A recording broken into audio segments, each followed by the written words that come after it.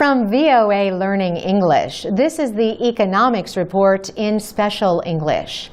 Levels of corruption like bribery, abuse of power, and secret dealings are still very high in many countries. Transparency International has released its yearly Corruption Perceptions Index. The Berlin-based group rates 176 countries and territories with a number from 100 to 0. Bigger numbers are better. The index measures the perceived or apparent level of corruption in a country. The group uses information from the African Development Bank, the World Bank, and the World Economic Forum. Corruption takes many forms.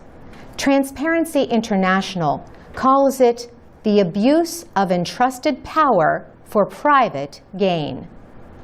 One common form is bribery, the use of money or gifts to persuade another person to do something wrong or illegal. Corruption is not easy to measure because it is secretive. But the World Bank has estimated that about $1 trillion in bribes are paid every year worldwide. Stealing public money is another form of corruption. Huguette Lebel is chair of Transparency International. She says the problem of corruption affects millions of people and limits their ability to get essential services like water, education, health, and licenses.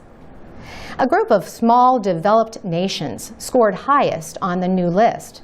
Denmark, Finland, and New Zealand received a rating of 90. Among large nations, the United States rated 73, while China rated 39. The countries with the greatest perceived level of corruption on the list are Somalia, North Korea, and Afghanistan, with scores of 8. Robin Hodes directs research at Transparency International.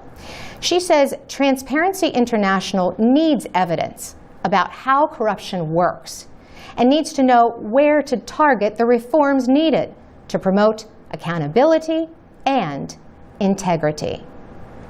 The perceptions held by experts, businesses, and organizations are important.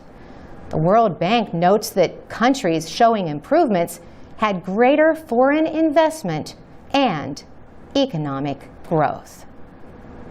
For VOA Learning English, I'm Carolyn Presutti.